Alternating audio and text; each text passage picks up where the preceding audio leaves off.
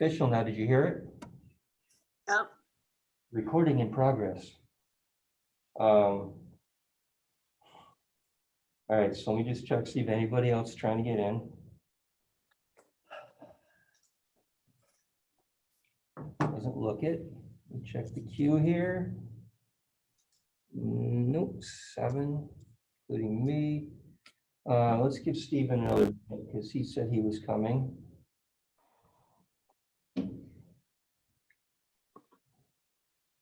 So how about that nice long rainy weekend, huh? Oh my gosh. Amazing. I was on the phone with a consultant this morning, and she is in just east of Ohio, and said that by Monday I think she said by Monday morning, like Monday 11-ish, sun was out, beautiful. I'm like, I didn't think Ohio was that far from us. I'm like, it was miserable. It's like 5 o'clock where I was, till late in the day. There was no sun at all. I'm just gonna close the door.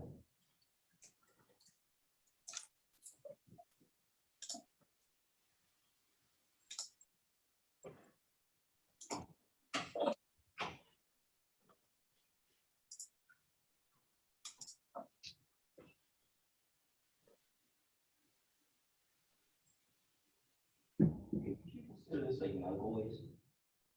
What is it, band? Oh, for Everybody's trucking masks and regular. yeah.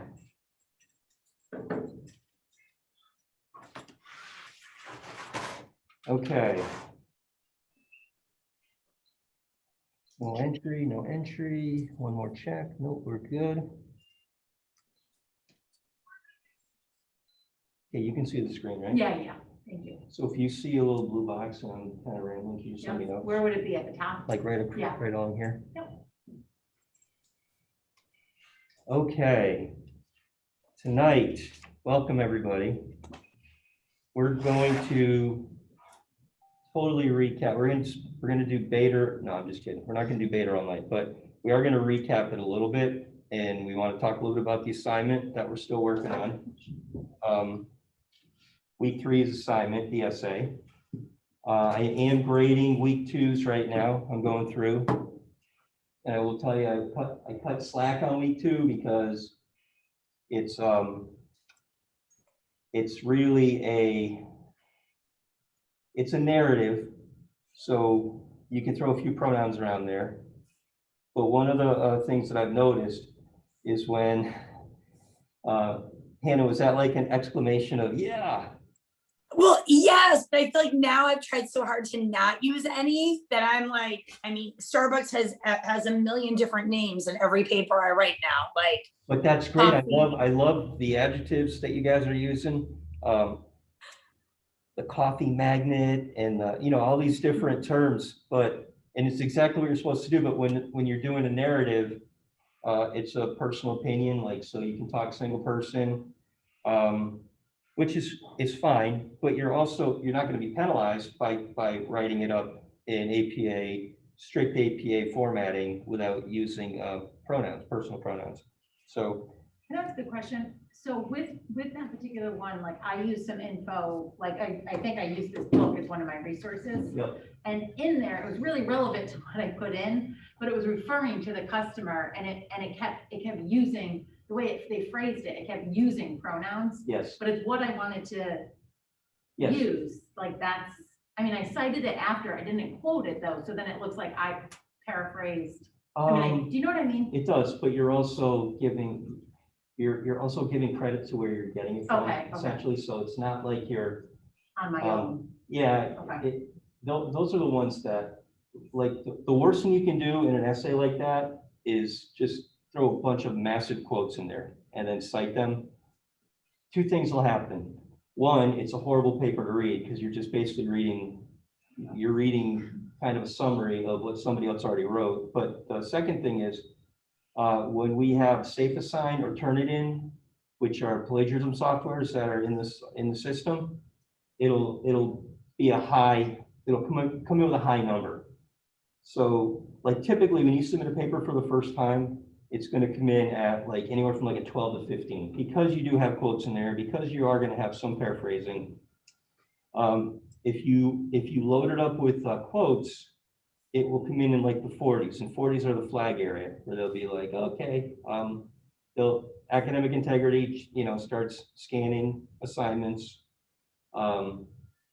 It's very easy, especially in grad work, to have a high number, because in this course, when you submit your final, you're going to have pieces of every week's work in it. So your Turnitin score is going to be high, but I know that. And I know I've already got a pretty good handle on how you guys write after spending a few weeks reading your papers and your posts. And I will say, everybody that's on, I mean, you guys just killed it on the Mount Ida post. So kudos to you, excellent. And everybody had a really good, kind of not a cookie cutter response. Everybody really had a unique perspective, professionally, personally. So it was really fun to read. So yeah, on a paper like that, try to stay away from quotes. When you have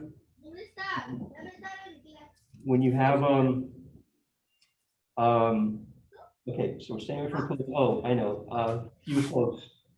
When, I know we're very close with Mr. Schultz, but don't refer to him as Howard. When you're submitting a paper, you always, the first time you introduce the person, as you would with an acronym, you spell it all out. So like we just did a grant proposal for the Amby Clark Transitions Food Pantry, which is very quickly become ABCTF. But we had to spell it out the first time. So when you're introducing a person, it's Howard Schultz, CEO, Starbucks. Just don't refer to him as Howard, or don't refer to him as, from the initial post on, refer to him as Schultz. He doesn't need any type of formal introduction, but so I'm just trying to think of some of the other things that we looked at in this past couple of weeks paper, because the one we're turning in now, the one that's due next Tuesday, you really want to have it buttoned down, and you want to make sure that you're checking your pronouns, you read it a few times to make sure that it's in strict APA formatting, because what'll happen is a reviewer that's going to do portfolio review will start picking it apart. And as I said to a couple of the class, this isn't an English class, but I have a responsibility to make sure that you're adhering to a format which is going to be universally accepted in higher ed, especially in the science realm. So that's when you'll see the I can't say the red pen because I grade it all electronically, but I have I'll put a little like slash mark. I'll do some script cross out when I'm reviewing the paper. So and the difference with this and Blackboard, not that you have a huge history of Blackboard, but you can exchange dialogue, where when I submitted a comment in Blackboard, you read it. In Canvas, you can reply. So you can ask me if I'm drunk, what am I thinking? You totally missed what I was trying to say. And seriously, I don't take offense to any of that stuff. So you feel free to use that, because I do check it. It does populate into my email, so I'll know when a post comes back in. But I think just for your week 3, we'll talk again tonight a little bit about how to kind of format that, but more so what you really should be looking at when, I always say, see the forest through the trees. You want to make sure that you're understanding why you're doing what you're doing. So, and you're not going to have a ton of evidence to cite, but you have to go with the assumption that they weren't going to drop $620 million without doing their homework. You just have to go on that assumption. Now, we know that there's Dr. Evil at the helm that wants to just control, but we have to assume that they did their homework. So So any questions on that? Do you want to dig in that a little bit more? Or do we want to come back to it? Okay, I'll ask the audience. Quick question. Yes. So you have Grammarly and then you have the academic writer, and Grammarly will make some corrections, and then you go into academic writer, and academic writer will correct some of the corrections that Grammarly made. So how do you decide, which way is the correct way, or which one is the better choice? Is that, I guess that's the correct question, how I want to ask that. I totally. Because I've come across that.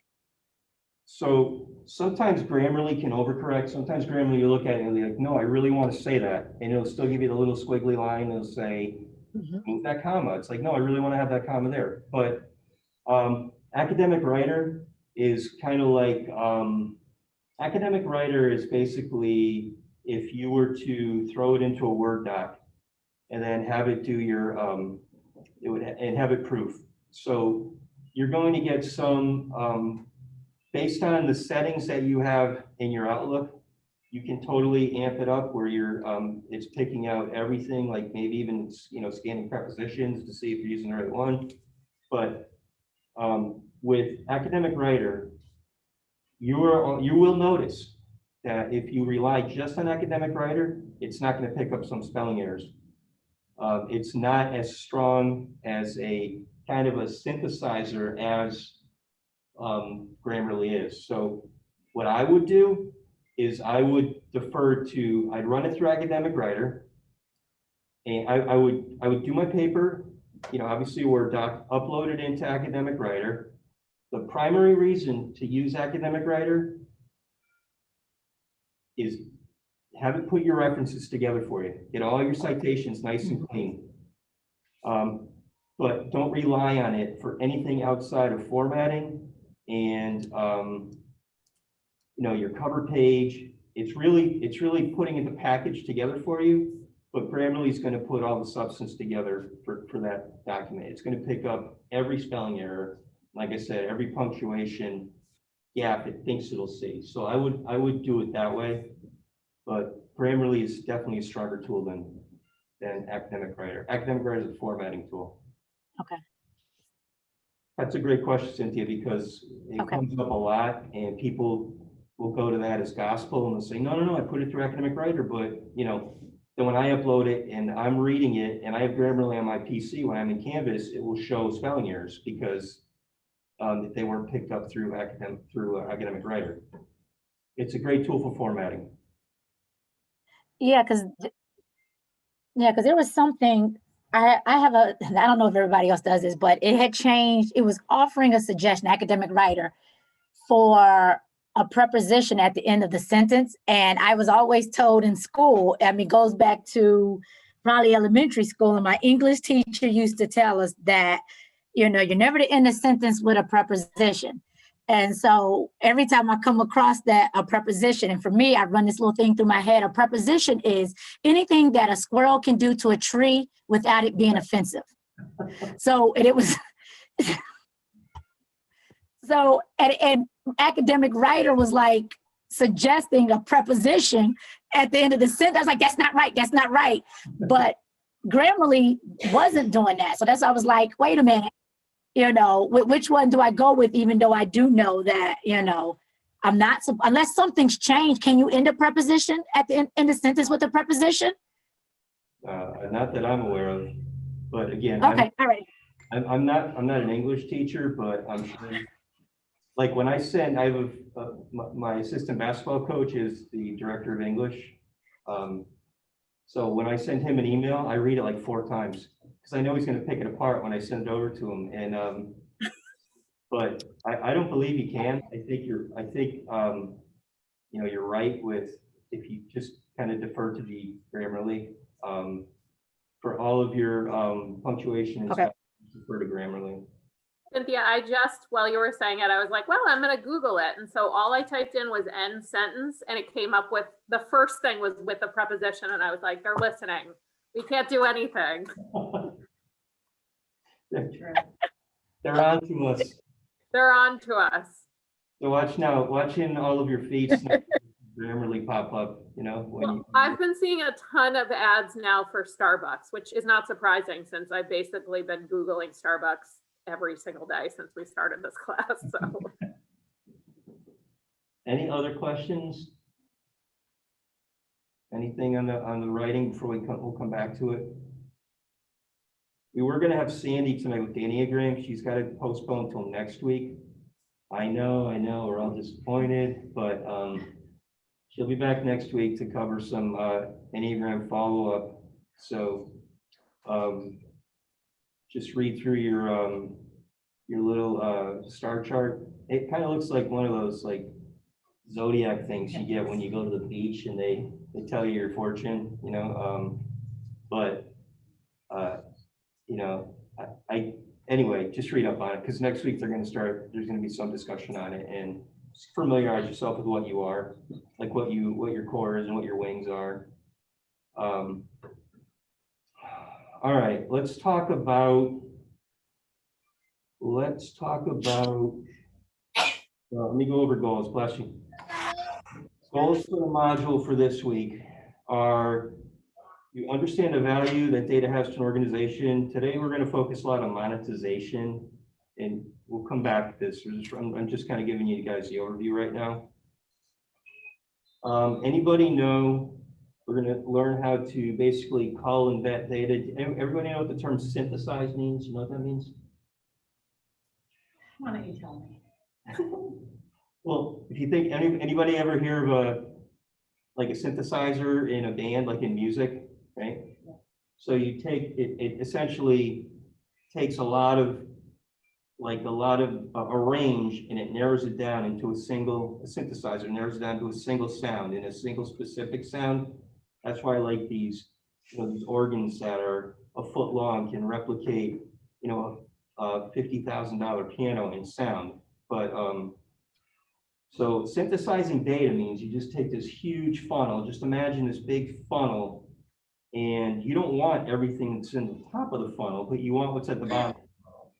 So you synthesize out, you just vet and vet and vet based on different criteria. Like if you have this big, long database with names and social security numbers and email addresses and birth dates, and you might just want, see, a 20-column spreadsheet, and maybe you just want name, social security number, date of birth.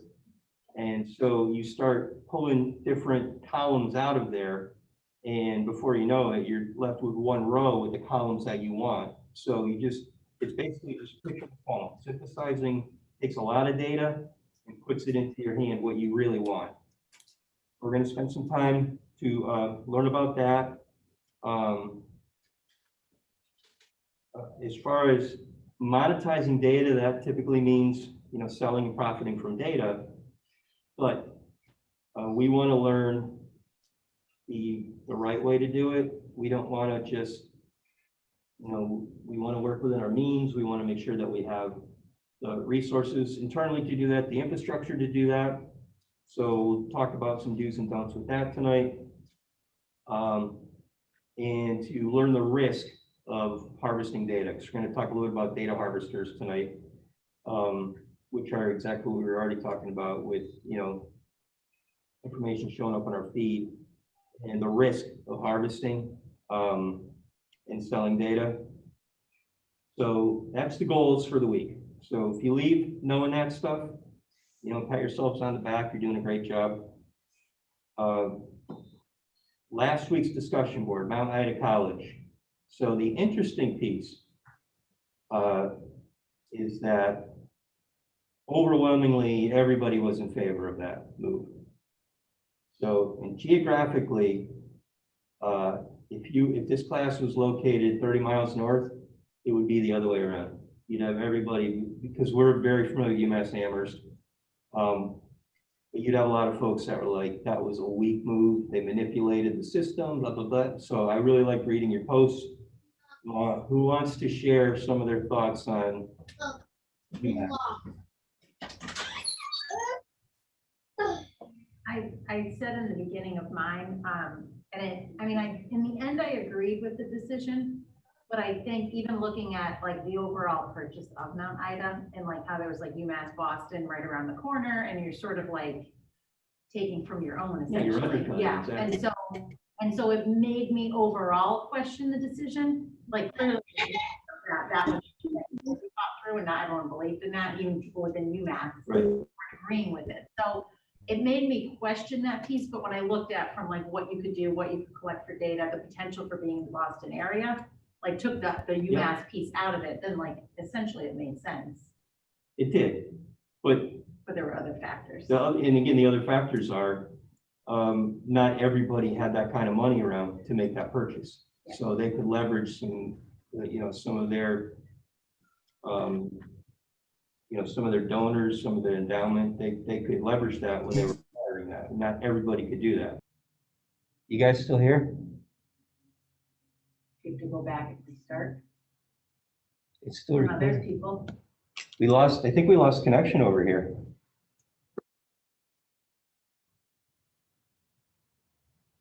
Everybody still hears? Yeah? It's not me this time. I was like, okay. I have to tell you guys, after our class, my internet broke like the entire street and we were out of internet right after the TED Talk for like a week. Oh my God. And it Oh, fried my man. router. We had to get a new router and everything too. Holy cow. The Elise curse, the Elise internet curse. Who else wants to share their thoughts on UMass and Mount Ida? Well, I wrote this in my discussion. I mean, I'm sure we all read each other's, I would hope. I mean, I know I do because I'm bored. I just thought it was really funny that they still don't have any other program, like, right, that's the one, like, that's their kind of their anchor.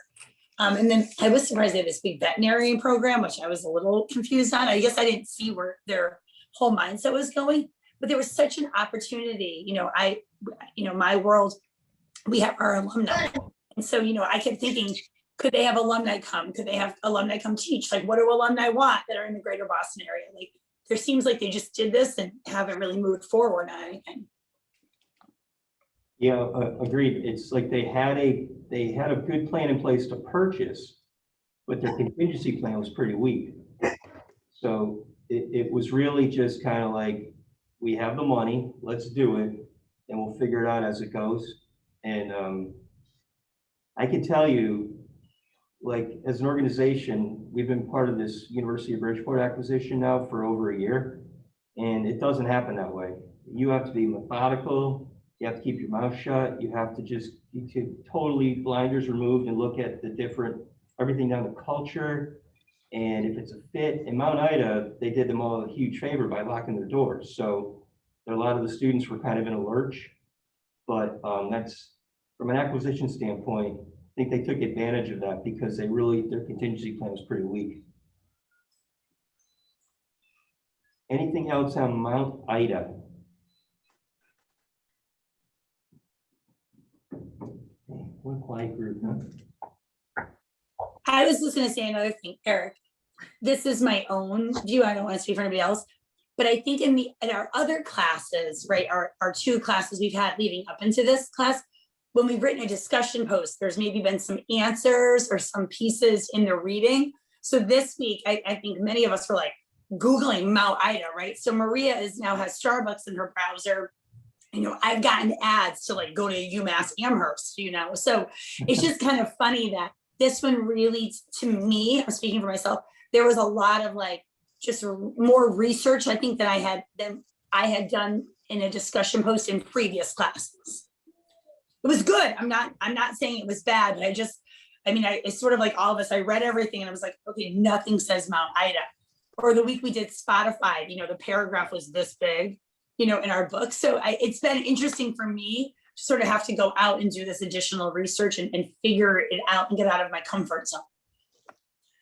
Well, if you do notice as well, like, so I relaxed the amount of replies and then the citations, because it really allows you to have a discussion.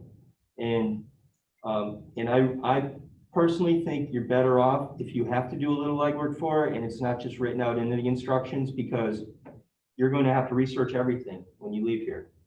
And I think that makes you a little more informed. Something might stick with you more than if it's just in the bottom of the, I know I've got links in the PowerPoint that I put up every week, but those are good. But for you to go out, matter of fact, we were talking, I think Marie and I were talking earlier, and we were talking about possible links, and I sent her an email and she's like, yeah, read them all.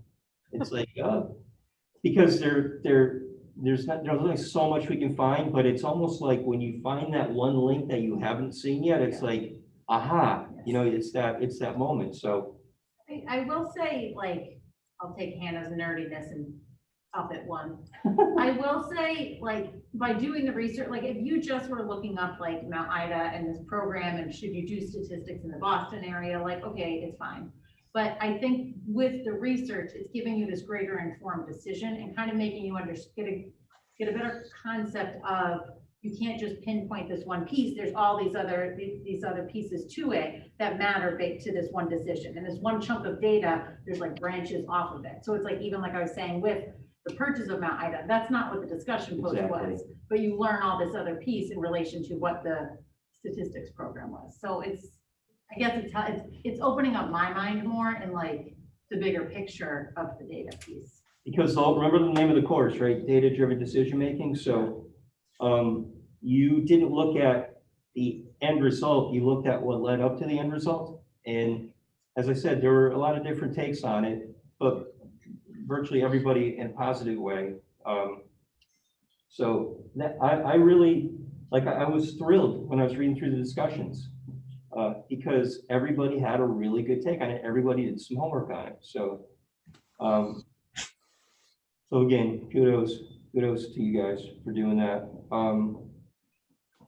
Anything else you want to talk about for Mount Ida? The only thing I was going to mention, and full disclosure, I may not have read every single person's post. If they posted before me and shortly after, probably I did, because not that I was doing much on Memorial Day weekend, but I was just pretending to completely zone out from technology. So, but I do think, I mean, everyone looked at it from what I saw as specifically about that particular degree program and not about the history of Mount Ida. So it did make it a little bit interesting. I don't think anyone from my recollection brought that piece up. We all seem to look at it from this, okay, is statistics an important area? What's the employability look like? What is the salary insights? What are those going to look like? So it was really more that mindset versus how did they come to this decision and how did that affect it? So that was interesting to me that we all sort of took a very similar stance, although looking at different pieces of information or pieces of data, it was still all in the same, the same areas, I think. So it really reminded me of how we talked about artificial intelligence, right? So artificial intelligence will go through and basically make the decision for us. It'll vet every piece of data that it needs to look at, right? Well, you put the human element into it, and we really stuck to the data machine there because the human element is the history of Mount Ida, the location, the sprawling campus, and Feelings. yeah. And I can tell you, and I shared with this previously, I met with a lot of students that showed up at Mount Ida in the funeral services program that the doors were locked and they didn't have any clue what was happening and they didn't have a place to live. So they were pretty ripped, but so the piece that really we didn't dwell on, to Maria's point, we didn't dwell on the harmonic history of just, another nice, quiet little Robert Frost New England college. We didn't look at that. We looked at the data to drive the decision. So I think you guys did a great job. I'm applauding. Golf clap. All right, let me see. Let's talk about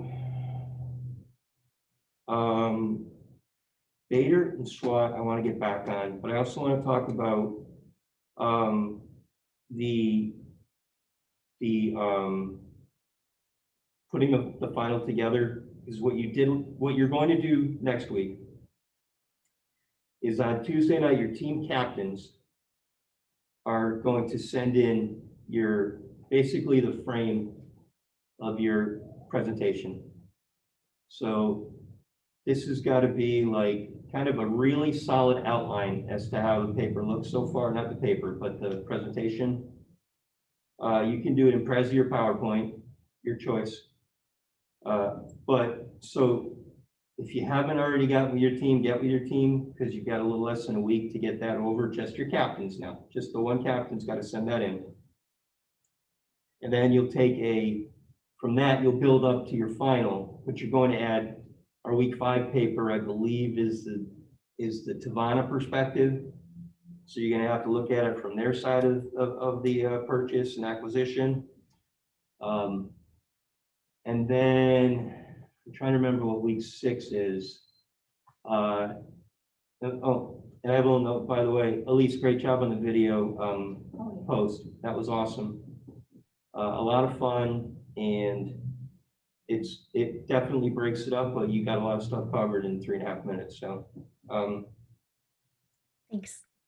well, so just do that again before your internet goes down, because it's going to be like terrible to transcribe. So anyway, so your final presentation is going to be due. We're going to present on the 23rd. I'm going to need it by the 29th because the mod closes on the 29th. We're a mod 1 class. So the second mod starts on Wednesday.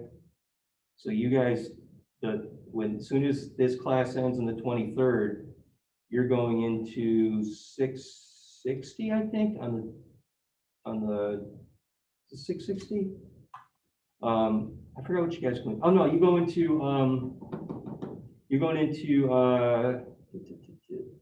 I think it's talent manage. it is talent acquisition, talent management. Yep. I think you're gonna have Jess Fraga going into that for the second half of the semester. Then you go into 660 after that, then you have 650 for me in the I think I'm gonna have that first mod of the next semester, I think. Anyway, we'll figure it out. But so because you're a mod 1, your paper's due on the 23rd, but submit it before the 29th. So get on, and everybody's got to submit the final project. Just the captains submit the rough draft. Everybody submits the final, okay? Because I have placeholders for your grades in there. And on your week 3, which is due next Tuesday, go through it again, incorporate some a SWOT analysis, do a beta outline, pick a couple of items. You don't have to do an analysis on everything that you perceived Starbucks to have done research on. Before many of you got here, we talked about this, so it's really not, we have to assume that they did their homework. So you can support your hypothesis by saying they did their homework and then tear it apart afterwards when you're doing your analysis.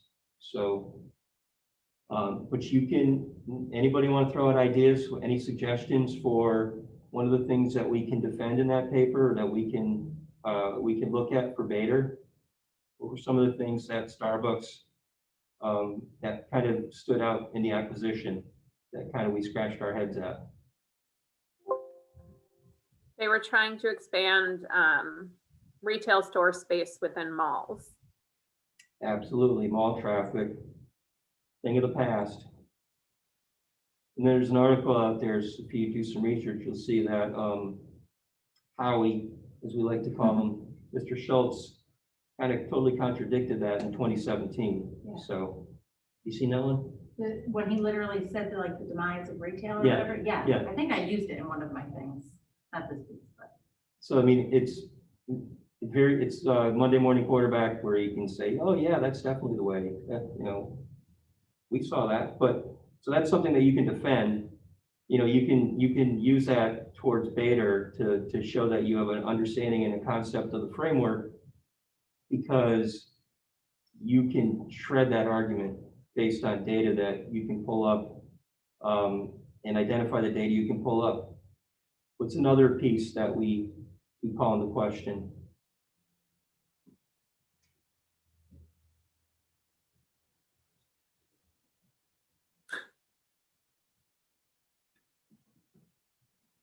All right, I'll throw I mean, another- for me, it was their audience.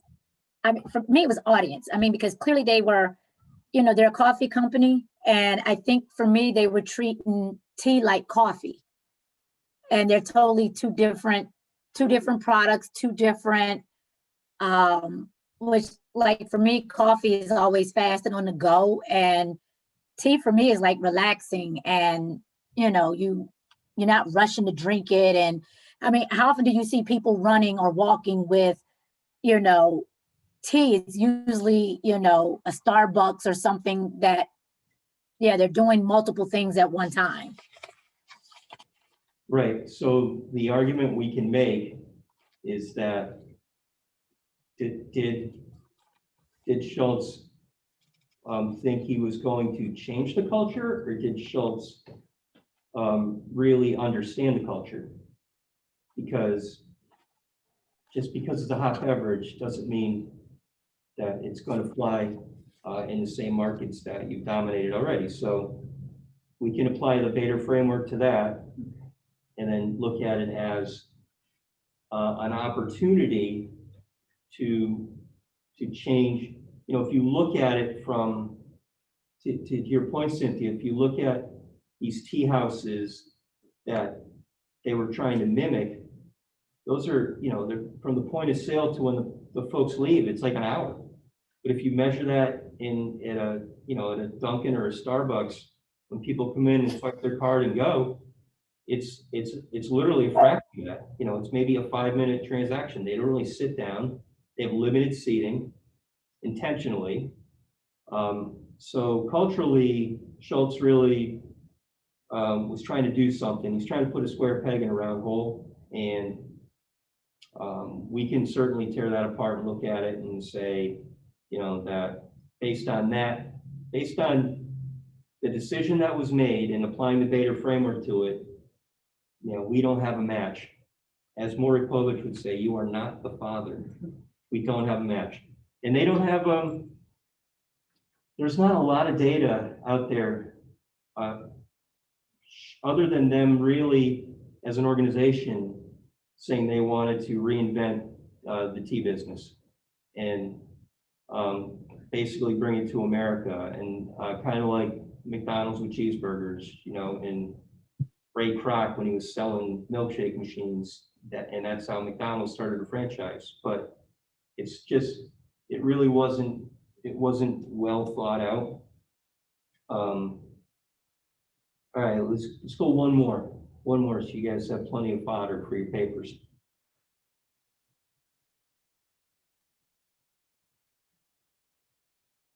I'll give you a hint, because this one kind of drove me crazy.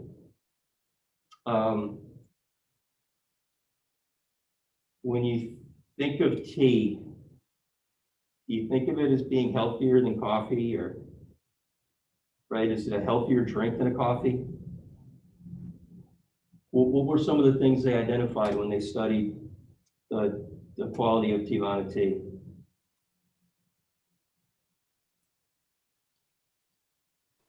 What do we spray on our vegetables? They had a bunch of additives in them. Absolutely, additives, they had pesticides. Virtually 100% of the teas sampled had some type of additive or pesticide in it. Compared to Starbucks, I think was anywhere from 38 to 42% of their teas had pesticides in it. But I would have certainly done my homework before that. If I'm introducing that, putting 390 stores up and branding it as a healthy alternative, well, you're going to have to totally change the process. So that gets into an infrastructure where the way that you are basically packaging and processing your tea, even growing it, has got to change. You have to get organic. Starbucks is a big time. They have the organic advertisements for their teas, the beans, but they neglected to look at that for their tea. So, for their coffee, they advertise an organic model. For their tea, it's like, yeah, well, this is what we got. So they kind of didn't do a lot of research into the product. So that's a piece of the equation that you can point out as well. So, and remember our goal at the end of this. I don't care if you remember, you know, what Starbucks did, as much as I care that you know how to analyze this stuff and how you can look at it and basically tear it apart and give it the yay or the nay. And at the end of the day, you can clearly, cognitively present on this material as an authority. So, and not necessarily just on Starbucks stuff, but on other things. Like, I can tell you from week one's discussion board to last week's discussion board, and we're talking half a month now, not a long time. It sounded like a whole different class. Just the confidence that you have when you're discussing these things now, because you're looking behind the curtain. So now jumping over to our SWOT analysis in this paper. So remember, we want to look at our strengths, our weaknesses, our opportunities, and our strengths. So, our strengths, weaknesses, opportunities, threats. So our strengths, what are some strengths with Starbucks? Give me three. Brand recognition. Brand, we all know, we got the mermaid everywhere. Yep. They have the capital. They can make these mistakes and not totally tank. One more. You got a customer. They got millions of customers they can mess around with right now. They can start inundating these customers, say, hey, try our tea. Free tea if you stop into the store today. When you stop into the store and get a free tea, are you leaving with just that free tea? No. Not always. So they got you in the store and you're gonna buy something. You know, you're gonna go in with a friend, you're not gonna go to the mall by yourself. So that's our strength. We got three things, these intangibles that they really can't take from us. What are our weaknesses? Arrogance. Arrogance, ego is a huge weakness. And that, you could argue that that's kind of indefensible because you're really not going to be able to change that overnight. That's leadership's point of view. So we've got arrogance. What else? Give me two more. Two other weaknesses. They had a small, it seems like they had a small amount of people who were actually making the decisions and saying, yep, that's okay, we'll move forward with this, versus the people who brought up concerns and they were like, well, your opinion doesn't matter. Absolutely. So very top heavy in their decision.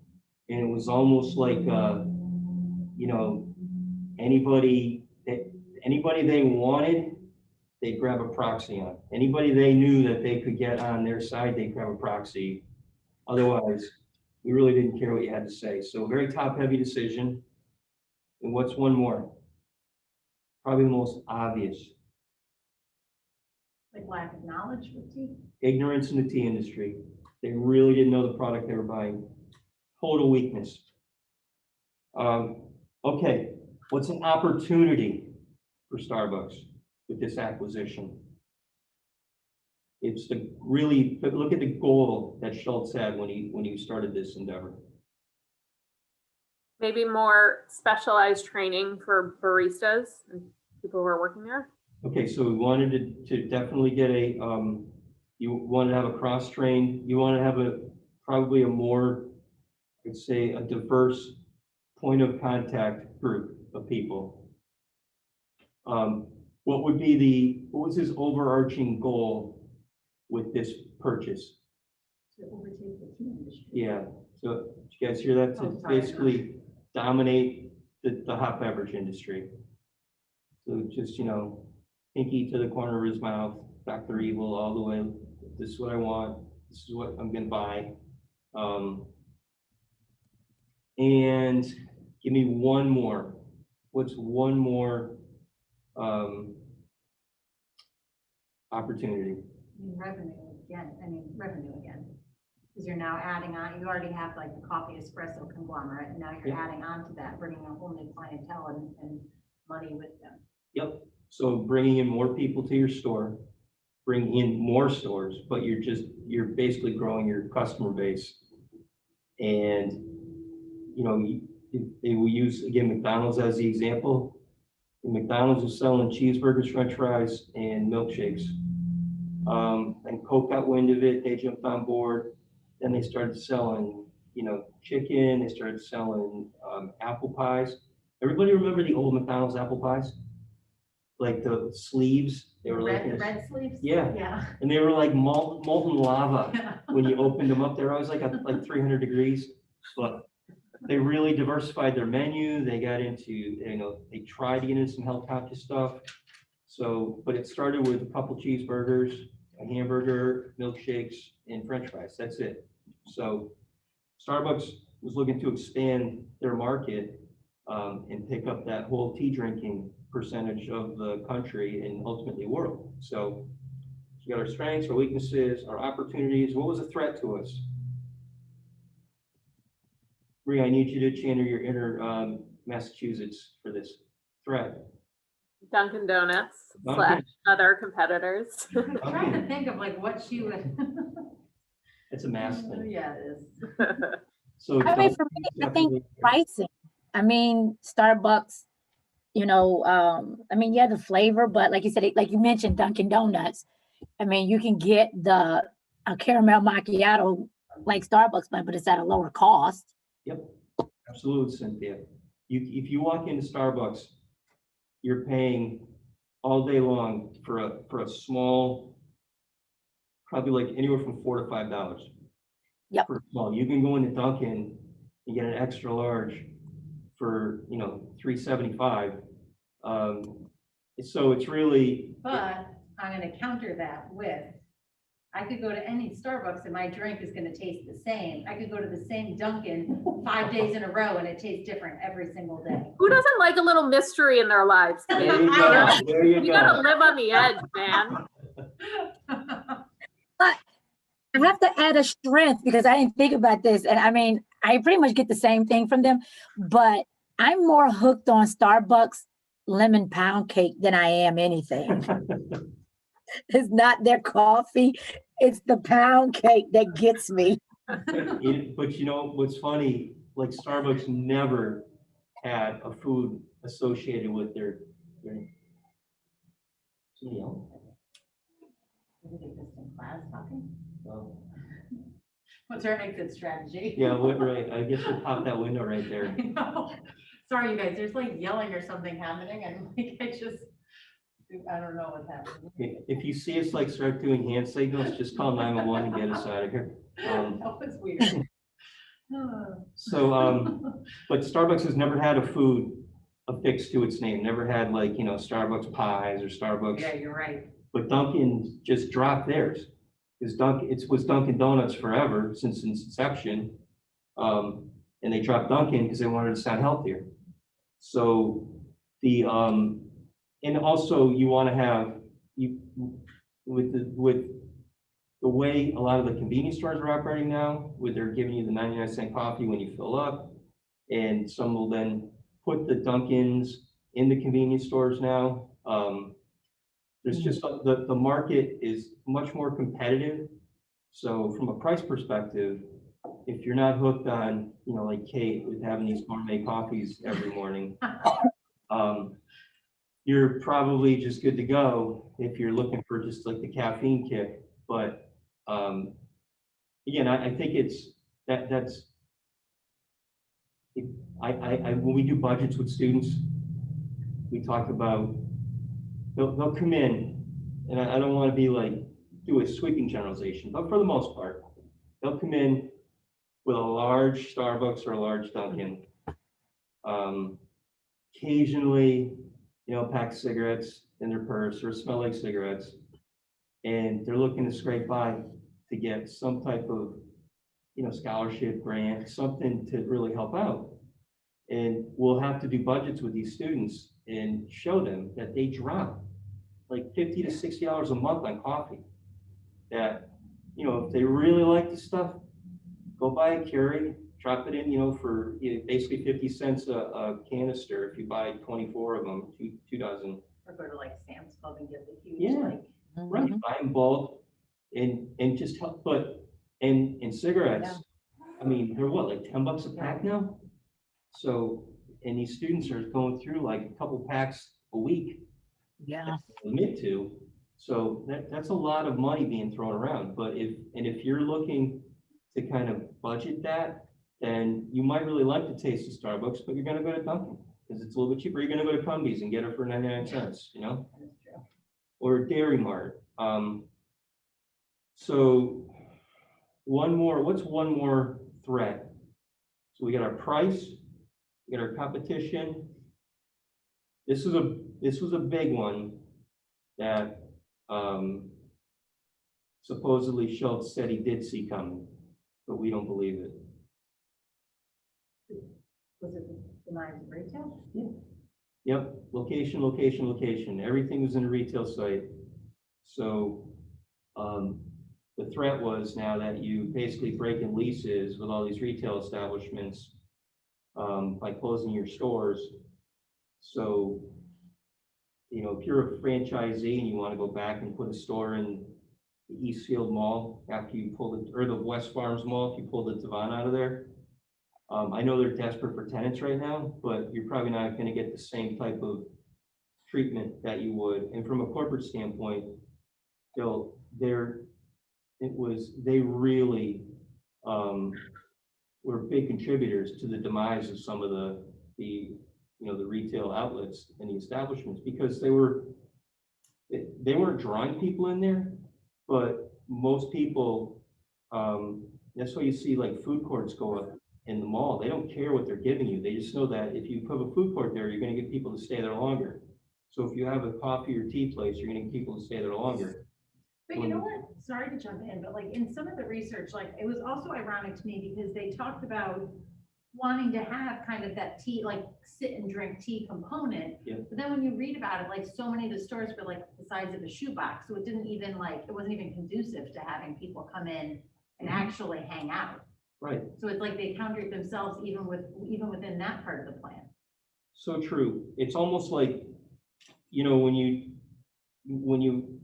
here's probably a everyday metaphor that happens in life. So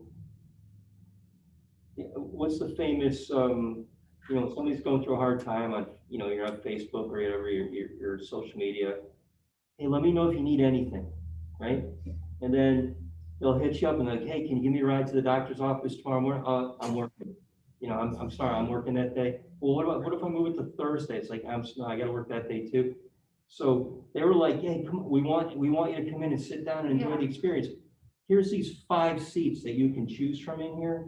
It's like when you go to buy a pizza and you go to pick it up in one of these small pizza places and they have 2 tables, two by 2 tables set up in the room. It's like, okay, and the kitchen is literally, you can reach over and touch the counter. It's there for aesthetic purposes, but they really, like Starbucks really wasn't practicing what they preach. They didn't really offer this nice big, come on in, sit down, enjoy the experience. They wanted to still turn their tickets around and get people in and out. And that's, it's a great point. They were walking the walk, but they were talking the talk, but not walking the walk. They put the stores up, but they didn't really make them conducive to the typical tea behavior of the tea houses that they were trying to mirror. So we good on SWOT. You guys think you got a grasp on that, where we can identify these things, and again, you want to align some of these things with your Bader arguments, so you can show a defense for it. And at the end of the day, remember, I don't care if you remember anything about Starbucks. I want you to remember how to analyze this stuff and use Bader to make decisions when you're out, using them professionally and personally. Any questions? I have another question. Sure. I have one. When you think about Starbucks locations, and I'm talking like the physical locations, and every time, and I don't know if you're familiar with the one off of Finn Road, right there at the corner of, right down the street from Central and Finn Road, right there, next to the Stop and Shop. So you look at that location, and of course, everyone's doing drive-through, right? I mean, is And that written, Cynthia? where and how is, yeah, I guess it's like New Britain, Newington line.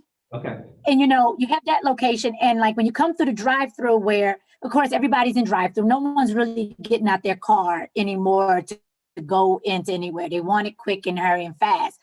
But you have that location, and where the drive-through, where they always have like these small, tiny drive-throughs, where now you got the traffic backed all the way up, where now it's causing problems for like passing through traffic or whatever else. So you have that location. I don't know if anybody's familiar with the one on the Berlin Turnpike, which is over there near Sam's Club. Yeah. It's connected right to the Chipotle. And again, it's like the traffic gets backed up in a drive-through, and now it's around the corner and down the street. So it's like, who are they using to come up with where they putting these locations at? Because obviously for parking, it makes sense, but drive-through, it doesn't make sense. And there's quite a few locations of Starbucks that are like that, or even the one out by Cracker Barrel.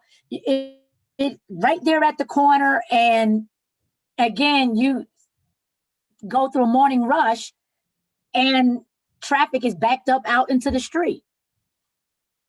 well, don't forget, those were zoned, obviously pre-COVID, so they have a capacity. So if you literally took everybody out of their cars, they wouldn't be allowed in the store based on fire code. So you have a mixture now. If you have half those folks in the store and half in their car, then you reduce the lines, but you also have the foot traffic in your store. But they've relaxed so many different types of code violations, because you're really, that's, I know even the one up in the Enfield area is blocking the McDonald's drive-through from when they're backed up in the morning, because their McDonald's drive-through is busier at 11 a.m. Starbucks is busier at 7 a.m. So, and it snakes all the way out in the Kohl's and Best Buy Plaza up there. It snakes all the way out because, again, they can't get out of their cars right now. But they're not going. They're not. When people are back in the stores, they're really not going to have that problem. But they aren't designed to carry more than, I don't know if you've ever done the Chick-fil-A down here in Yes.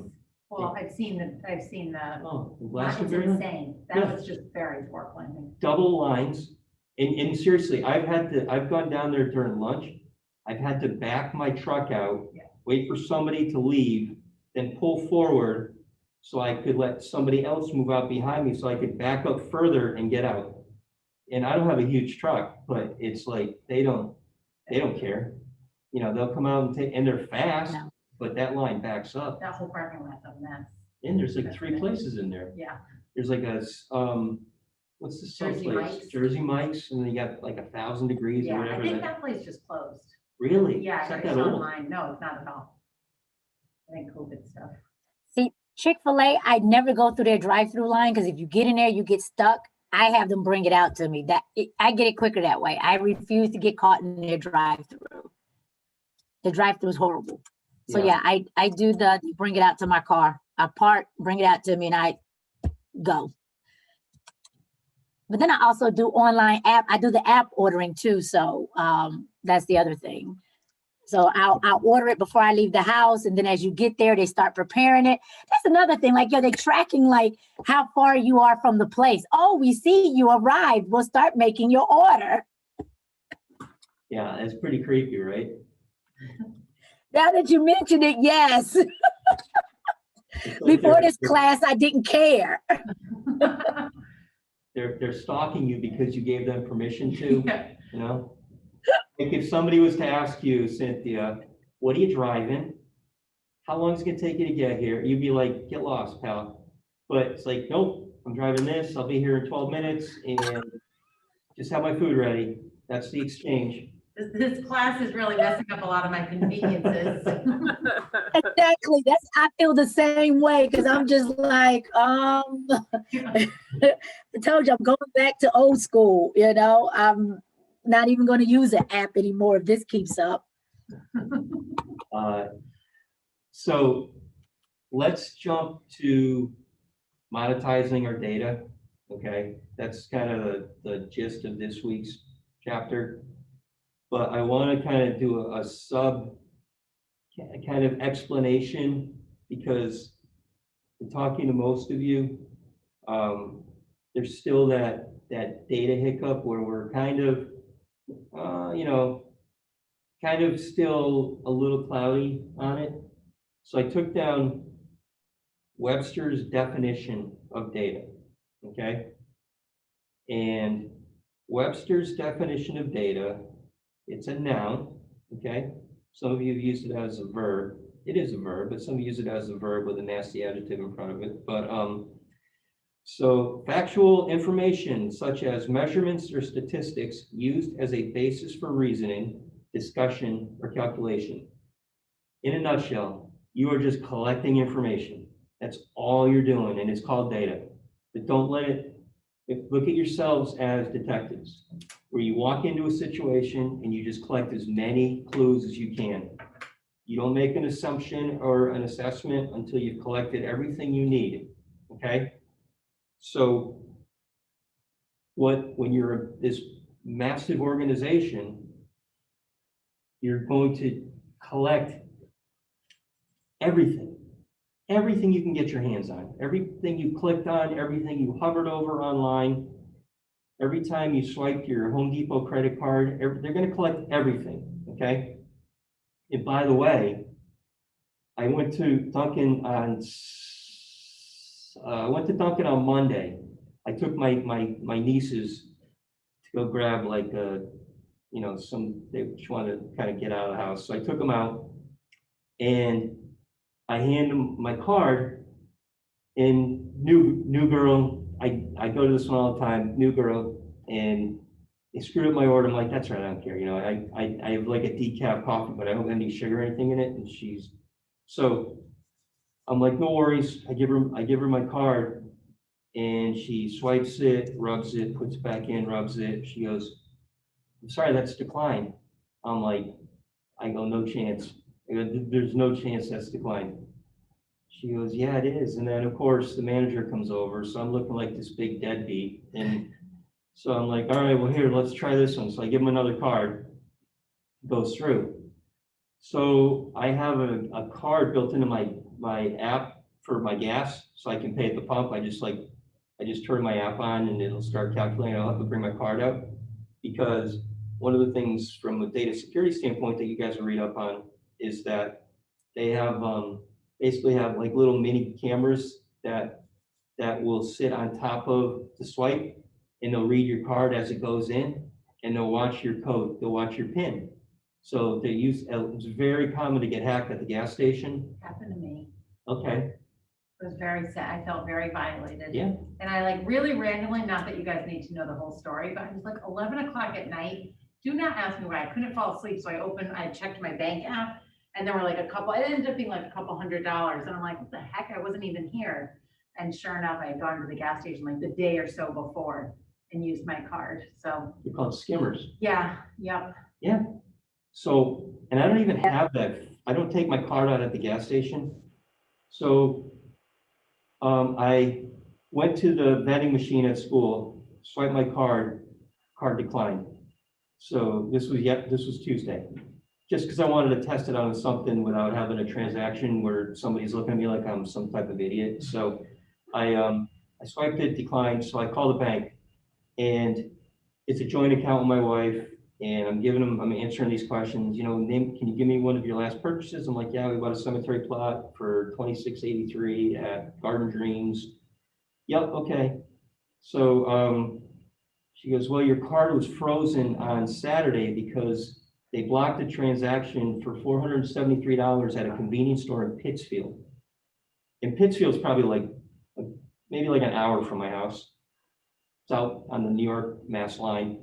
And but I'm like, what kind of moron drops $473 at a convenience store? If they would have just nickel and dimed it, they could have cleaned me out. But they tried this big purchase. I was gonna say, mine got away with it because it was 2 different gas stations. It was like in Meriden or something, 2 different gas stations. And it was like 75 here, so like random Yep. amounts. So I'm like, luckily I checked, because I think they could have kept going, because it was just these like right under the radar prices. You're right. I mean, they know that too. And there's also a guard on my card that if I'm out of state besides Connecticut, like if I'm in like New York or Vermont or New Hampshire, it will flag and it will ask for an authentication of the purchase. So anyway, I did get hacked last week, ironically enough, after we were talking about data breaches, but the bank was awesome.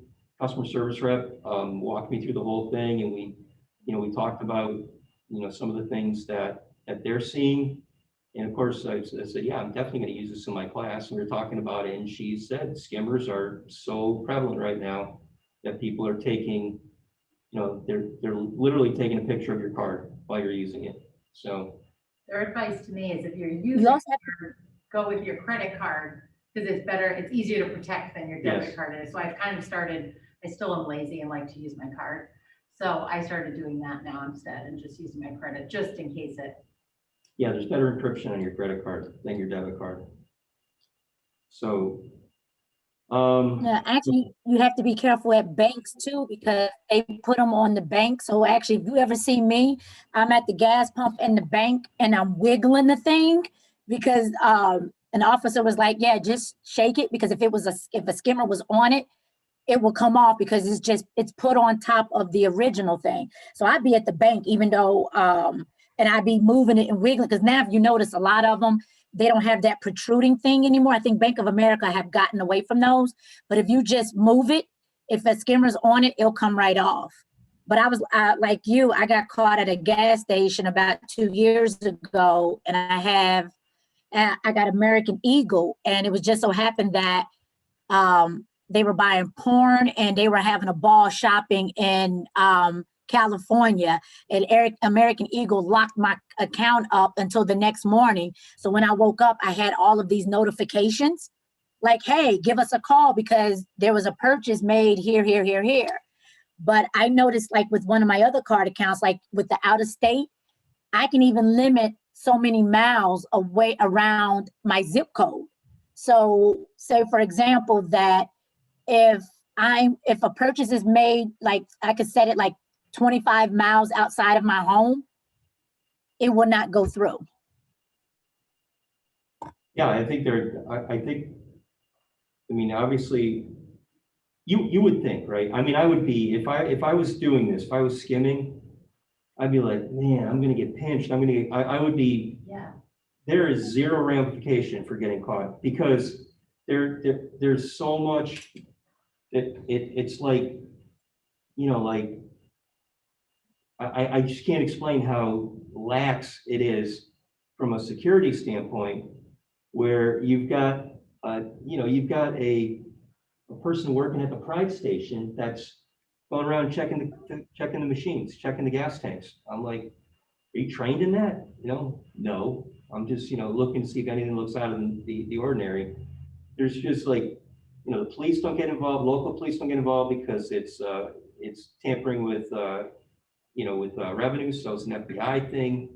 The FBI is inundated. They don't have it, they got like, you can call it in and they'll just go on a list, but so yeah, it's a little frustrating, but who said crime doesn't pay, right? All right, so anyway, the whole point of monetizing data is a lot of companies will use this as their primary asset. And who can give me an example of a company that takes data, that only works in data? They don't have a product, they only work in data. They might provide a service, an ancillary service, but throw some names out there. What do you think? Ebates, Say that again? like Ebates or Rakuten. They're just like a third party that just like collects your data and gives you sales and Yep. Absolutely. Talk about, anybody read up on Experian? Everybody know what Experian is? When you get your credit score? Oh, yeah. So Experian, we'll talk about them in a minute, because they were part of a breach, but the amount of data that they go through is incredible, and they're making recommendations. So they're harvesting, but they're making recommendations on the data they harvest. And typically when you harvest, you're putting it in silos and getting rid of it. And Experian will use that data to, when you're applying for, mortgage, a car loan, riskability for insurance. So several different facets to look at. So they're kind of not your normal broker or your normal harvester. They're doing some actual kind of service work, even though they're still selling that data, they're still leveraging that data they're making money on it, but they're also gaining information so they can take that information and turn it around and sell it to an insurance company, for example. So it's kind of mind-boggling. And if you were to kind of, if you picture like these kind of like comedy crime shows where they're using yarn and pictures to connect the scenes of the crime, like the suspects and everything. It's really like that when you've got the two players of how everything basically goes like 360, where everything starts at one point and really ends back at that one point, because if you're a broker and a harvester, you're selling and buying. So, and it ends up very cyclical. So you look at 4 of the top 5 organizations size-wise right now in the world: Apple, Google, Facebook, and what do you think the 4th one is?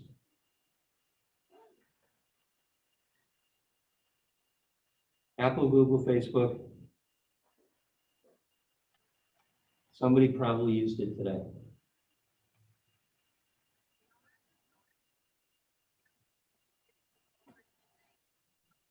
Oh, come on, guys. Amazon. Microsoft? Amazon. It was so obvious, I know. It's so so keep these 4 in our head right now, okay? These are the biggies.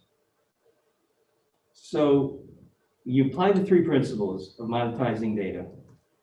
First one is, will the transaction benefit us, the organization? Will the transaction benefit our customers? Okay, that's your second rule that you want to apply. And the third rule is, do we have the infrastructure to make this happen? So if we want to go back to last week, we talked about our wine store, those parameters are going to be completely different than what Bezos and Apple and Google and Facebook are doing, because they have petabytes on petabytes of data that they're collecting, they're vetting, synthesizing, harvesting, they're selling. So hold on, we just gotta Stephen's here. I think Hannah's celebrating. There we go.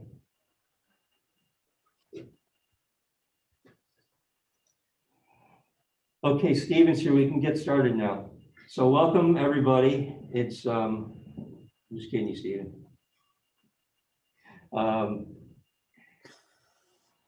Stephen, are you there? You look very serious. I know, you look so serious tonight. All right, Stephen, we're gonna get started now. So thanks for coming, everybody. I'm just kidding. We're not really. Aaron, come here, please. All right. Give me my purse. I need to check my blood sugar. So we're talking about the big 4, Apple, Google, Amazon, Facebook, right?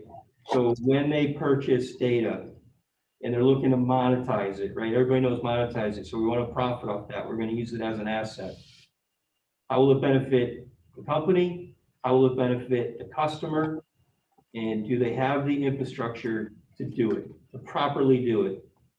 Okay, those are the 3 rules that you really have to look at. So I pulled up some of the bigger ones.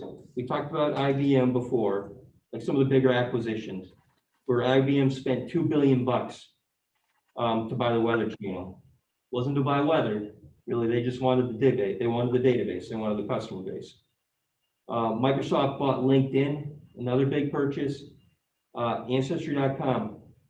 So Ancestry.com just got purchased again, and it was just under $5 billion, okay? About 3 years ago, I think they got sold for about 1.6, 1.7. But when the holding firm that bought them, Blackstone, looked at that, they saw that as an opportunity to grab this whole database of people being stuck inside for a year. People were more online more in the last year than they had been previously in the past, since the inception of Al Gore's internet, right? So when you look at IBM, Microsoft, and Ancestry, all of these organizations, they have the bandwidth to synthesize, petabyte on petabyte worth of data. No problem, they can do that. But we compare that to our wine store, we can't do that. So you really have to keep it, regardless of how large the organization is or how small, you stick to the rule of 3. How will it benefit our customers? How will it benefit us? And do we have the infrastructure to do this the right way? What happens if you don't do it the right way?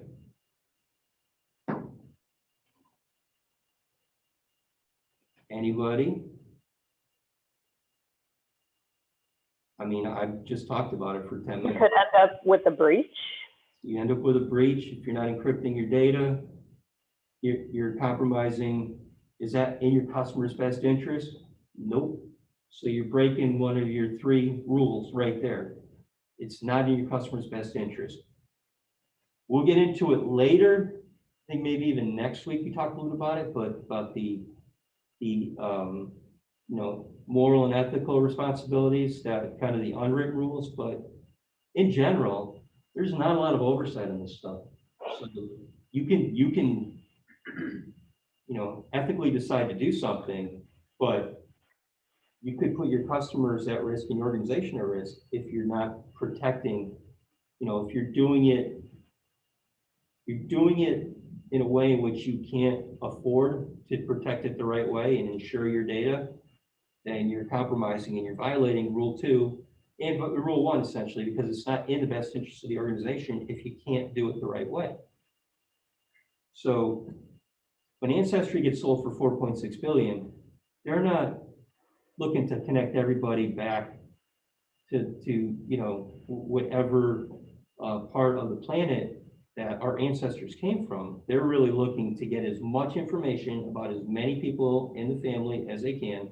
And I've said this very often, if we've ever had a friend or a family member that got into the insurance industry, we got a call out of the blue. Hey, who do you have for, what's your estate plan looking like? And this and that, it's like, I'm good. Because they're told when they start to call, give us a list of 20 people, call all of them. And if you can't reach out, and if you can't reach them, then they hand that list off. So every person that comes through the door, they provides them with a list of 20 names. So they're at really no risk of hiring you. You could completely tank at the job. They're getting 20 leads off people they know that have some type of vested interest in their service. So same when you're looking at Ancestry.com, they make it really seem like they're doing us a huge favor. And they really, they're gonna look at our DNA and align us with, tell us really, let us know a lot more about ourselves. Like maybe 4 years ago, possibly 5 years ago, everybody heard of 23andMe? 23andMe? So the 23andMe provided data to the FBI on DNA that aligned with a suspect in a kind of a cold case in California. And so, you know, some person that matched up gets interrogated by the police, and turned out it was a direct relative of the person that committed the crimes, but the DNA, because they were brothers, was extremely close. So let's say the brother doesn't want to fess up and say, yeah, that was me, then you become a suspect because you basically given your data up, with great intention.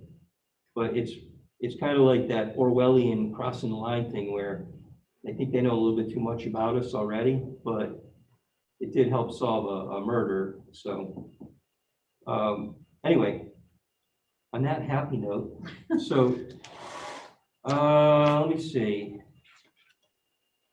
Let's talk about 3 rules when you're monetizing your data. Is you want to do it to increase the value of your organization, obviously. It gives you the ability to gain revenue from a product that you're not technically producing. So if you're manufacturing jet engines across the street over here at Pratt, you're going to be able to collect revenue on names and working off databases. And by revenue, it could be increased sales. It doesn't necessarily mean you're going to cash in on these folks individually, but you can work the database from an organizational standpoint to get more, to increase your contact list. But if you take an example, and I think I might be in my notes, but like if you look at a blood mobile, right? Obviously we need blood to live, right? No brainer. We have to have blood to live. But we go and we give it up. What do we charge them for our blood? What, cookie and an OJ maybe, right? I go for cheeses, but yeah. Okay. Well, with the gourmet coffee. Yeah.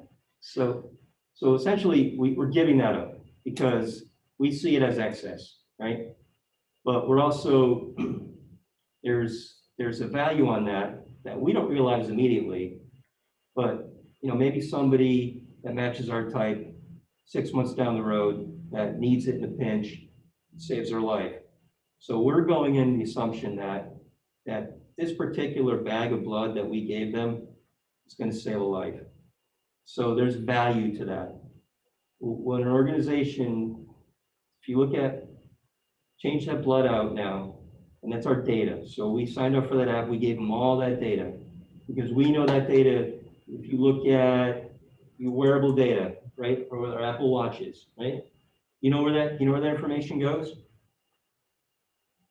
Anybody know where that information goes? There's an agreement right now between Apple and an organization that will take your data and create a health profile and create a holistic health profile based on how many hours we sit, how many hours we stand, how many steps we take, our heart rate, our resting heart rate, our sleeping amount, the amount of time we sleep.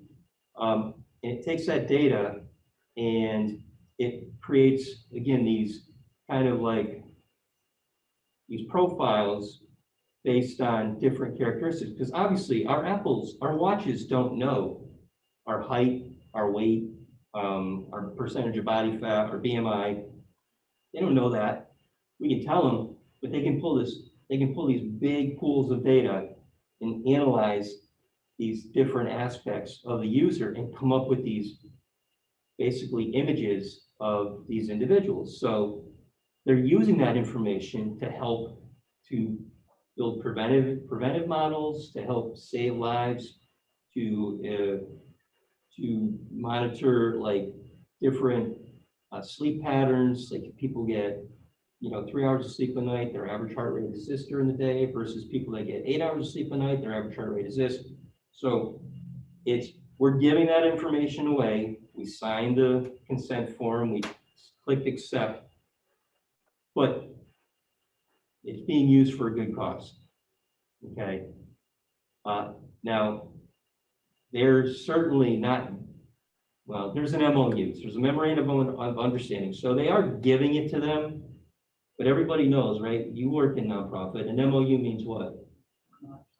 Okay, so a memorandum of understanding is if I give you that, then you're gonna give me this.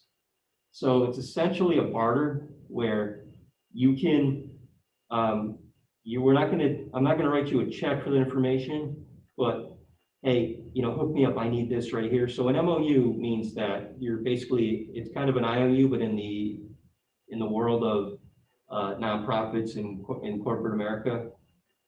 So these MOUs are, That blue box. oh, it is a blue box. Thank you very much. Oh, Cynthia got bounced.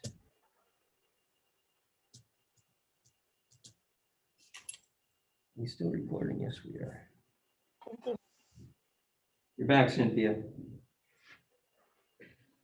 Okay, so MOUs, memorandums of understanding. So if you look at, everybody know IBM Watson, right? Remember the IBM built the chess machine. It beat, gosh, I can't even think of the chess player. Not Bobby Fischer. It was some, I can't think of the chess player, but Kaparov maybe. But greatest chess player in the world, Watson destroyed it. So IBM Watson is a database that IBM has created, and they have a partnership with, they have basically a healthcare cloud that they share with these different WHO and CDC and these different healthcare organizations that can tap into it and just pull that data for research. And you will have some pharmaceuticals that are going to cash in on it. We talked about it a few weeks ago. Pfizer's got a $26 billion deal on the table for their inoculations. I think Moderna applied yesterday to get a full FDA approval for their shot.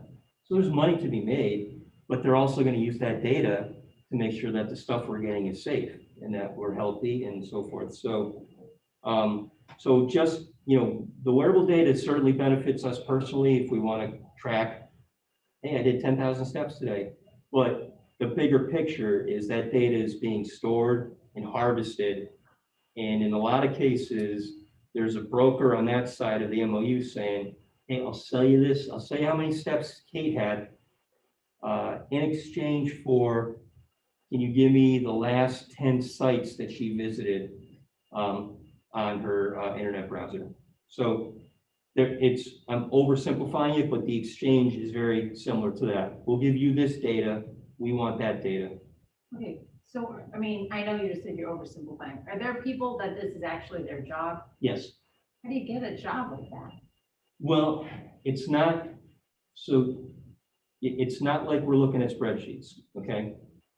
So they're building algorithms, so they're programmers. Okay, that's what it's curious. And the programmers will create based on, there will be it's primarily artificial intelligence, but the programmers are going to use, to create the algorithms, they're going to look at histories and they're going to implement some of their knowledge with the AI.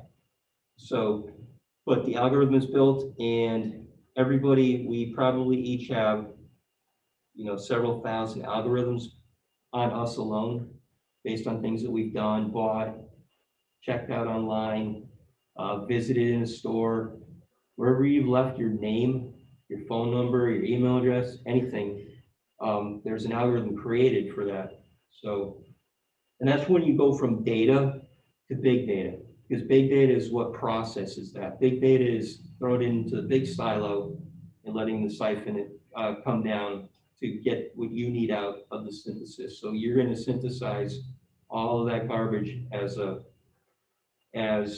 harvester to get what you want. As a broker, you just give it all to them.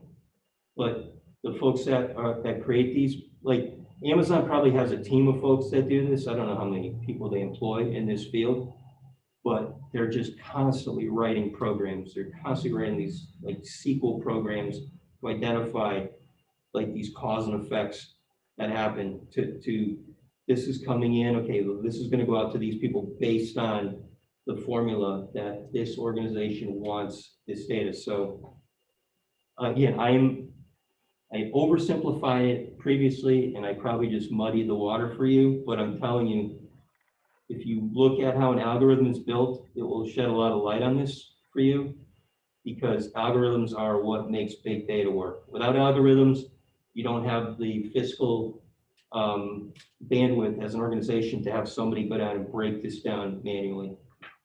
So it's very complex, but from a computer standpoint, it's done with the flick of a switch. It's like doing a calculator versus long division. You get the same answer, it's going to take you a lot longer to do it though, long division wise. All right, what else do you want to talk about? Oh, good case study in this week's reading. Tesco Supermarkets, anybody read up on those folks? So Tesco, they're out of Great Britain. And they came out, they were one of the first organizations to come out with an owner loyalty program. And they came up with, they had ended up with about 16 million customers in Great Britain. So they were stacked. And they talked about, well, let's do something with this. So let's harvest this data. We're a retailer, we're a grocer, but let's do something with the data to profit off of it. But remember the 3 rules. Is it good for us? Is it good for our customers? And do we have the bandwidth to do this as an organization? So what do they do for, what's their primary responsibility as a grocer? Yeah.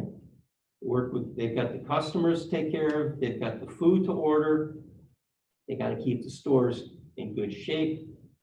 So from an inventory perspective, right, all those things. Do you think they've got some summer intern that can go and process 16 million individuals and start to synthesize? That was weird, huh? Products to the customer. Maria, you totally pixelated for a second. I think that might be us. Yeah, our internet connection is unstable. We're unstable here. Can you say that one more time? I don't think I said anything else. I may have missed what you. We heard nothing. I think I just said that they have to sell products and groceries to their customers. Right, that's if you look at their, if you look them up in any type of trade publication or any type of classification reference manual, they are a grocer. They sell food and supplies to customers, retail, not even wholesale. So now they're looking at 16 million customers, and what are they going to do with that data? How can they profit off that? So again, our top 3 rules: good for the customer, good for us. Do we have the infrastructure to do it? No, they don't, and they realize that. So they go out and they end up partnering with, God, I can't remember. I thought I jotted the name down. They end up finding a data service to go and kind of vet and break this down for them. And I think the case studies, I know I put a link in the notes this week, but so anyway, they go and they partner up with this data company, and they're going to say, hey, we got these 16 million customers. We want to be able to, obviously profit off of the information we've collected from them, but we don't want to mess them up. We want to give them the opportunity to benefit from this. So going into it totally with a good conscience, with doing the right thing. So the ownership of Tesco starts realizing that maybe we should be in the data business. So they ended up buying a controlling interest in this data firm, and they got into it. So they certainly stayed within the parameters of the 3 rules: good for us, good for our customers, and do we have the infrastructure to do it? They know they didn't have the infrastructure, so they leveraged the 16 million names, and they bought a controlling interest of this firm to be able to analyze data and reach out to customers. And now the data side of their business is much larger than the grocery side of their business, because they have essentially manifested on the names that they've collected and the information they've collected from customers from years of having an owner loyalty program. that's just, exponentially grown. So it's a really good, it's an interesting case study to show you how somebody knowing the limitations, which isn't super common, when you're dealing with, some of the bigger egos. When we get back to Schultz, where, Schultz should have known his limitation, should have been honest with, the folks that might have voted against it, at least heard them out. But, he didn't, and we're talking about it.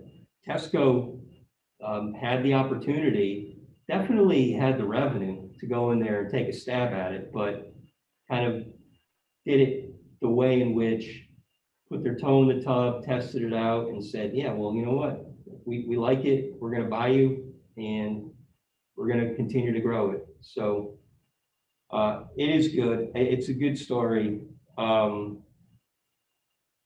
I just can't, I swear I wrote the name that I can't remember the name, but anyway, Tesco Supermarkets in the UK is a great model for data collection. What else do I have on monetization? Oh, gosh. Who here has taken an Uber? Anybody? Okay. What has Uber done to the taxi industry? Ruin them. Oh man, they've annihilated the taxi industry. And how do they do that? How many cars do they own? Well, No, they don't. Yeah. They don't own a car. And how do they make? They've given over 1 billion rides. How do they make their money? Right? So they're manipulating.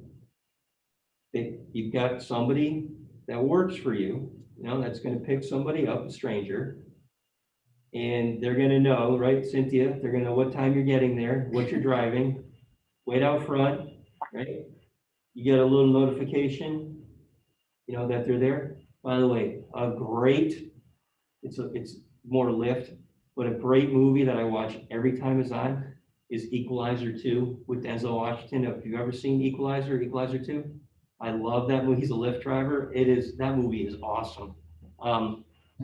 Especially Pedro Pascal being a bad guy. But so you're notified because you need to have an app to get a ride, right? You need to have the app. So you've got to give them your name, your social security number, or not your social, but you got to give them credit card information. Once you give that credit card information, that's everywhere. So you're trusting them in exchange for transportation, and they're going to take it right out of your account. You're hopefully going to tip your driver, and then you're going to rate your experience. So if the driver is great and gets a lot of 5 stars, Uber's happy. If the driver is constantly 1, Uber says you're out. You're gone. You're gone. So again, they've given 1 billion rides, so they've got this thing down. They don't own a car. It's a complete data model, what they're collecting and what they're leveraging, and they're harvesting that information that they get, and they're basically selling segments of it, because what do they know? What do they know about you? What's the most obvious thing they know about you? Where you live. But why are you getting an Uber? If you want to get somewhere. What's your typical need? If you're using an Uber, what's Mine it? is because I've been drinking, is that what you're Well, talking about? no. That's what back to our wine class.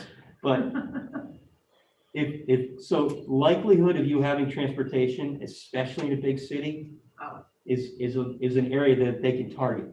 Yeah. So, and that's one of the pieces that Uber really maximizes in the larger cities is that they look at, they can basically assign drivers to more densely populated areas strictly on zip codes. So they can look at, we're going to need 75 drivers in 06118 zip code, or we're only going to need, 25 drivers over in the, 06840. So, but they're going to target the areas in which there's more public transportation, They're going to target the areas like in the Boston area. They're always at T stations, and not Tavana T, but the train T.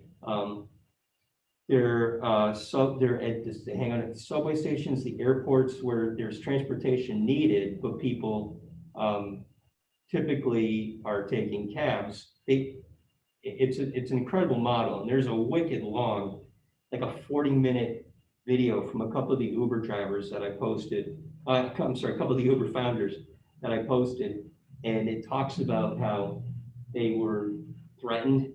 You know, they really didn't. I think there's an accompanying article with this, but you know, they didn't have an easy time to start it, but it was all algorithms that their model was created on. So it doesn't take an army from Amazon to do this, but you have to start and keep in mind, you know, your infrastructure, and if you can do it, and how to keep your bandwidth manageable. We all. Where did it originated? Like, where did they start? Like, you know what I mean? Like, as you're talking about like picking specific zip codes and cities and all that kind of stuff, like you had to start somewhere. I want to say. You don't have to know that. I just No, but because one of the articles we have, even one of the TED Talks, there was a huge boycott in France where France said, we're not, the taxi union was like, no, we're not budging. I think the Hoboken had an issue like that too. This is Really? years ago, like when it was still, and there was something about, and it was the same thing with the taxi union. And it wasn't me, I think it was Hoboken. And it was the same kind of thing, and you couldn't get one there, like they Yeah. weren't allowed to drive there. Exactly. Yeah. So that was the thing too, like they were blocking Ubers from certain zip codes because they didn't want, the taxi unions were so strong. And I want to say it was either India or France where Uber really took off, but I'm not certain of where the founders. That was a really, do we talk about this where there's no such thing, by the way, you guys, like I'm using my daughter's phone, that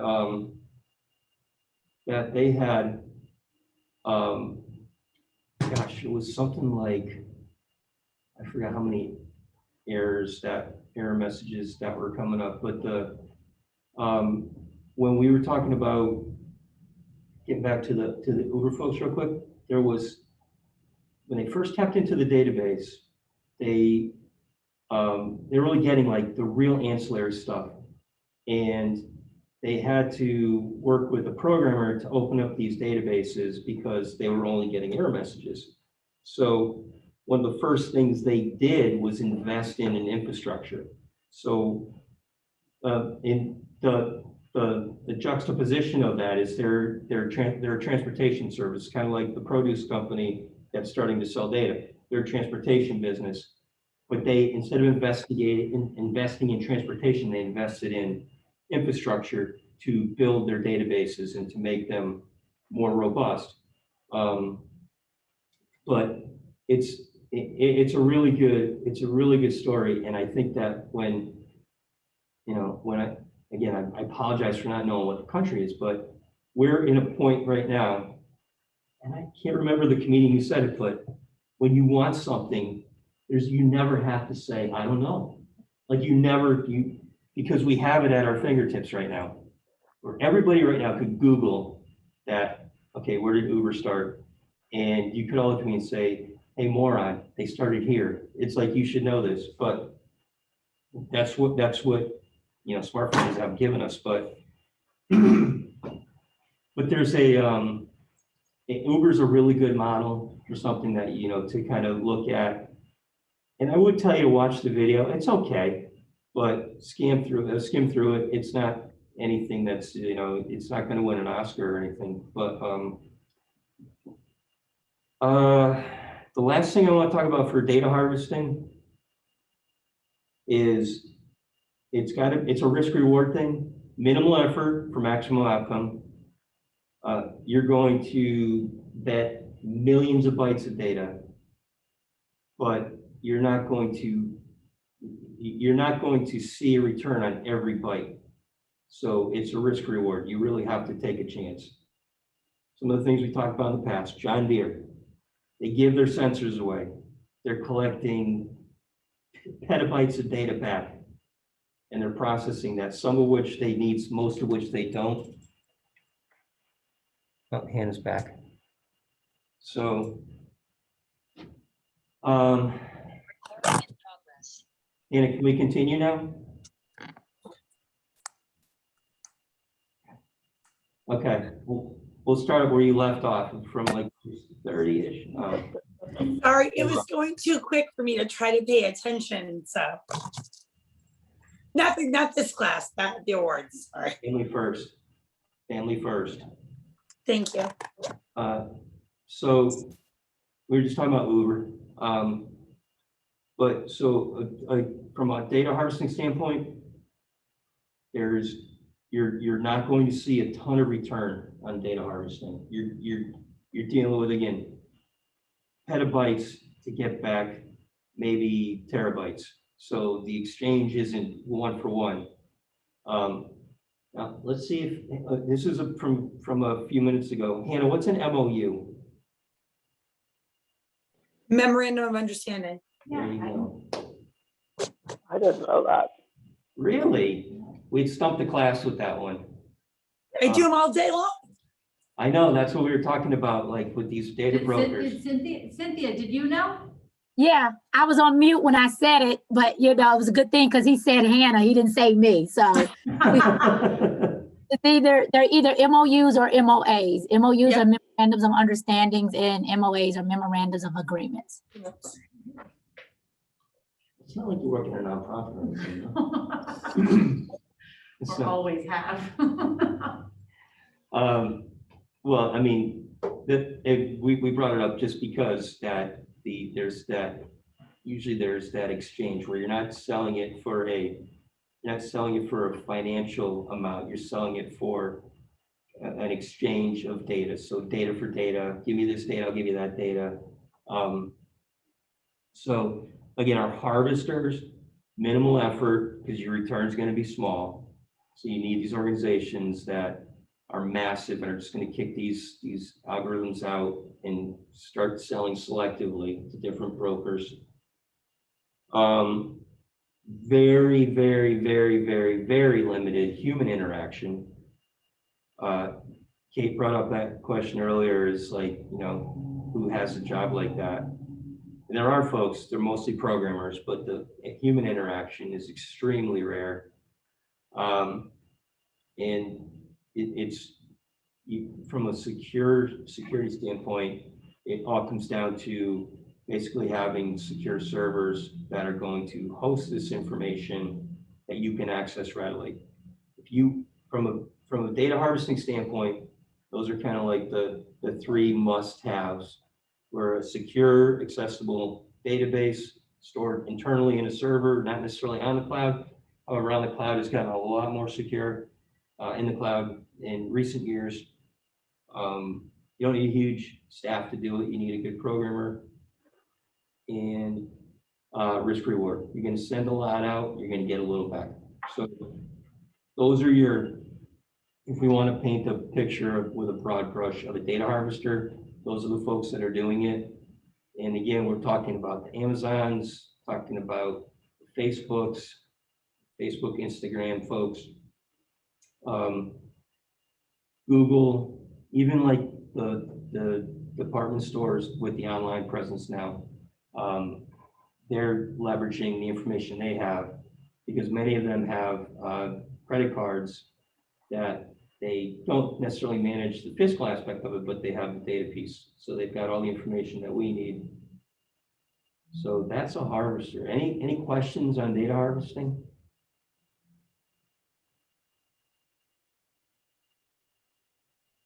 No?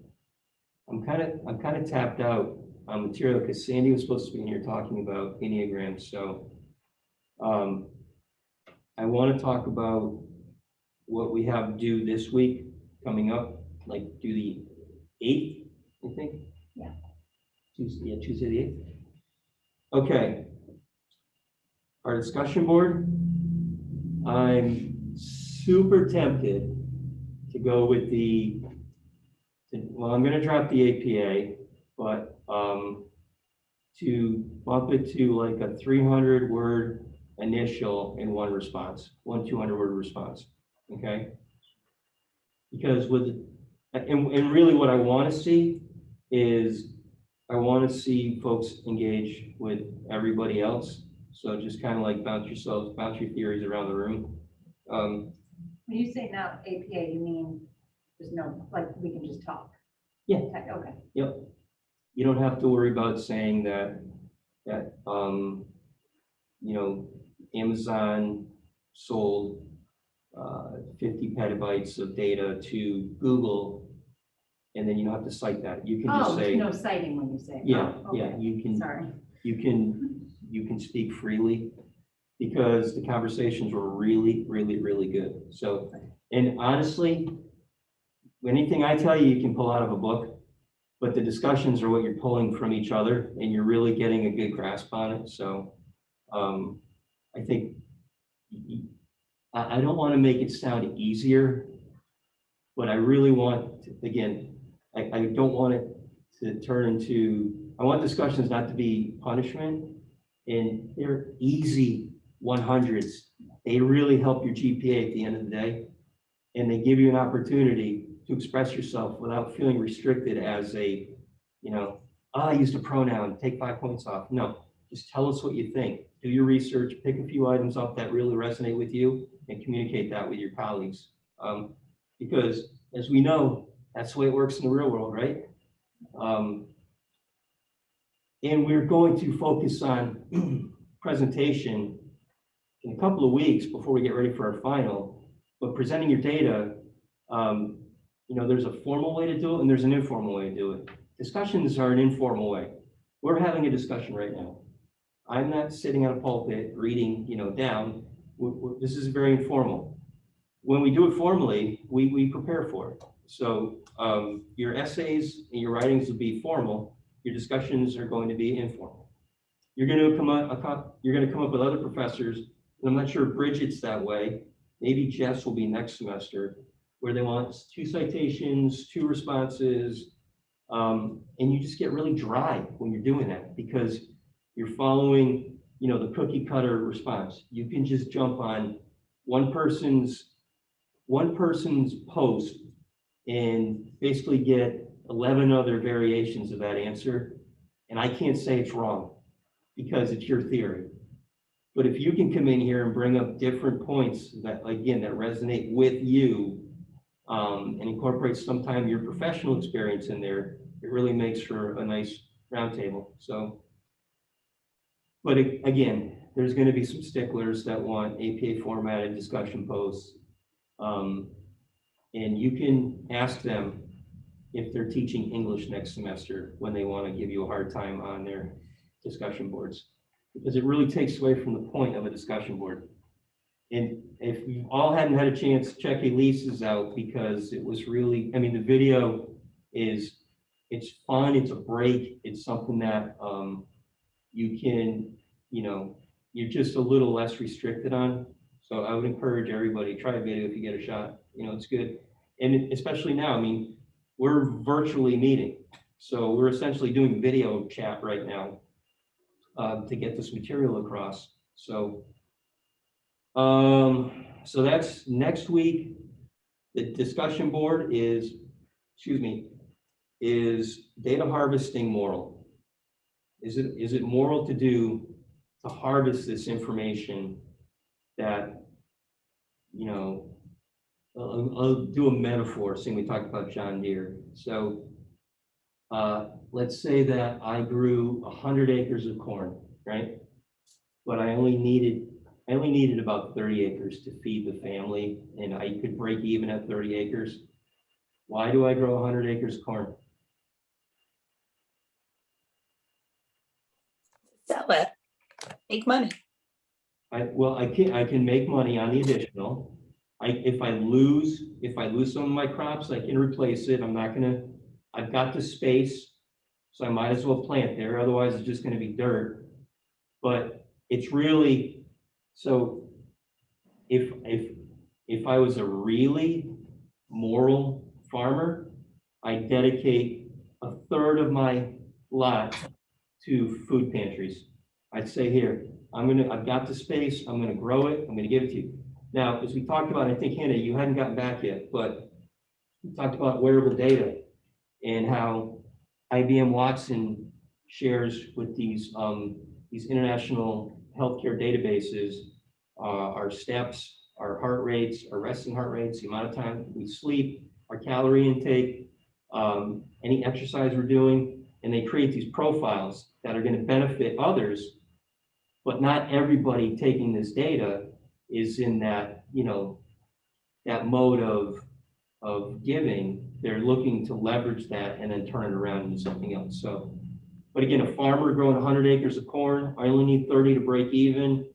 I've got a little extra in case there's some, so there's a drought or there's some, something forages through it. But I'm still gonna, I'm just gonna grow it because I've got the land to do it. So these harvesters just collecting because they have the resources to collect it. Is it moral? You'll read up and you'll make a decision on it. But I think it'll be interesting because a lot of us are gonna look at it like the famous, what WIFM, the acronym WIFM means? What's in it for me? So a lot of organizations will take that approach to say, what's in it for me? Why should I give my data up if I'm not getting anything back besides listening to these songs? So again, this is an exercise to give you a perspective of, I feel like Brad Pitt and Morgan Freeman in Seven, like excess, right? Is it necessary and is it moral? And I will not ask what's in the box. I will not ask that question, but great movie, by the way. Okay, also due on the 8th is your paper. So your week 3. That week 3 is going to be, again, put under the microscope. So we want to make sure that it's strong. It's going to be probably your defense paper for your competency when you're writing your portfolio, which there's only one question on data, and that is, I think it's still question 3 in your portfolio. So, and Sandy's going to be talking about that more and more, but you really want to be prepared. By the time you see me again in 650, you'll probably have a pretty good handle on your first couple of portfolio assignments that you want. Again, keep everything because you don't know what you're gonna want, what you're not gonna want. And the other thing that I think you really want to do is look chronologically to see how much your writing and your collecting of research is improving along the way. Because if anything, it's a nice little piece of moral support because you can see the progression that you might not see from a week to week basis because you're just nonstop doing things as working professionals. Life does get in the way, but take a step back and look at some of your past works and just see how these little incremental improvements have really helped you develop, get you in routines. And everybody was throwing their discussion boards in early this week. So it's nice to see that time management piece. So final presentation, the draft, team captains, just get me that draft, the skeleton, so to speak, before we put all the meat on the bones of what it's going to look like. You're going to look at the case study. I think I sent it in a separate email in week 1, the outline of what the final was going to look like. If you don't have it, email me back, but you should all be working on it by now. So that's all that's due by the discussion board, the initial post due Saturday night, no change. And then you've got week 3's paper and the discussion board's reply on Tuesday night, and then your final presentation from the captain on Tuesday night. So any questions on that? Eric, I have a quick question. So when we're doing the draft, the skeleton, essentially, if you're looking at the guidelines that you gave us for the case study analysis, is it really just following essentially where it says drafting the case, introduction, background, alternative, really just kind of following that and answering those questions? Yeah, pretty much. Just, it doesn't, you don't want it to come off as robotic. So you really want to try to make an organic evaluation. And, but to build your outline for your PowerPoint or your Prezi, yeah, that's exactly what you're going to do. To do your background, to get some history on the organization.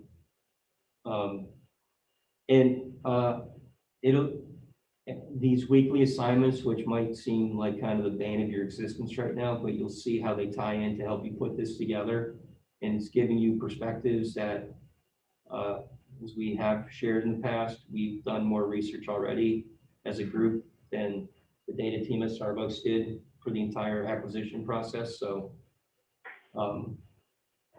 it's just that redundancy that you're getting comfortable in different aspects of managing and making decisions using data. So, but that is the outline you want to stick with.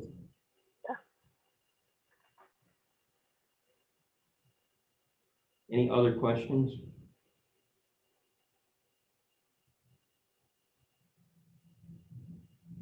So, I mean, it's 8 o'clock. I don't have any other material.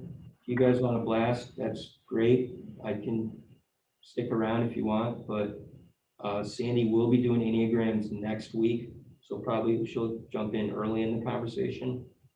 And then, so, you know, probably back to a somewhat normal schedule next week. Any questions, Kate? I don't think so. All right, well, again, if you want to stick around, but otherwise we'll see you next Wednesday. So if I don't see you, have a great week. Bye. Bye, everybody. Bye, everyone. Have a good night. Bye, guys.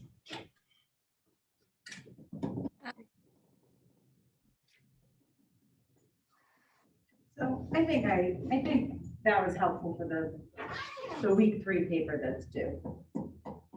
Yeah. I really don't know why I'm struggling so much with it. I think you're overthinking it. Yeah, that's my MO.